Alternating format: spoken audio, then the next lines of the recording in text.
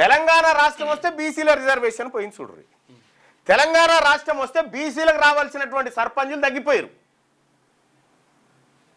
తెలుసు సర్పంచులకు తెలుసు ఈ విషయం. ఈ సర్పంచులకు తెలుసు.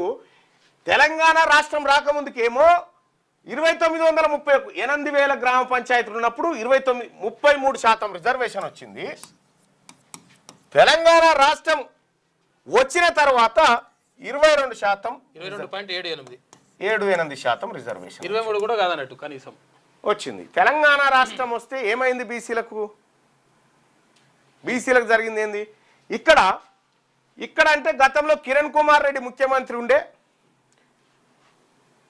వాళ్ళు కొంపలు ముంచిరు మనదని లొలిపెట్టినవాడ.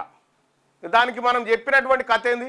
ఆంధ్రోళ్ళు దోసుకపోయారు. తెలంగాణ ఉద్యమంలో మనకి ఏం చెప్పిరు వీళ్ళు నాయకులంతా?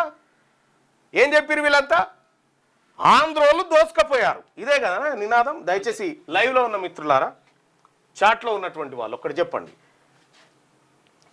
తెలంగాణ రాష్ట్రాన్ని ఆంధ్రోళ్ళు దోపిడీ చేసిరనే మాట చెప్పిరా లేదా తెలంగాణ ఉద్యమంలో?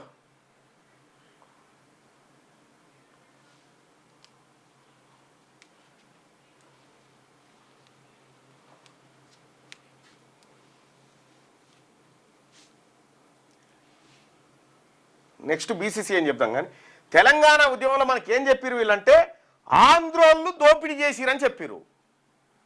మరి ఆంధ్రోడు దోపిడీ చేస్తే గుంటూరులో బతుకుతున్నటువంటి పేద ఆయన వచ్చి ఇంకా మేస్త్రి పని ఎందుకు చేస్తుంటాడు? ఈడ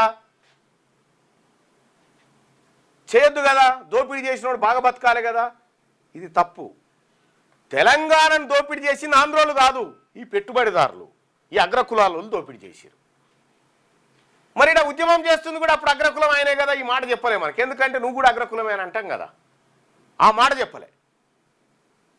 తెలంగాణ రాష్ట్రం వచ్చిన తర్వాత కూడా వాళ్ళే ఈడు ఉన్నారు కదా, ఈ కాంట్రాక్టర్లు, ఈ ఇంజనీర్లు, ఈ కథ, ఈ కార్ఖానా అంతా వాళ్ళే కదా ఇప్పుడు మళ్ళా. మరి తెలంగాణ రాష్ట్రం ఎవరికి వచ్చింది అన్నట్టు? కేవలం అధికార మార్పిడి కోసం వచ్చింది తెలంగాణ రాష్ట్రం. రెడ్ల నుంచి వెలమల చేతికి అధికారం రావడం కోసం వాడిన పదం అది.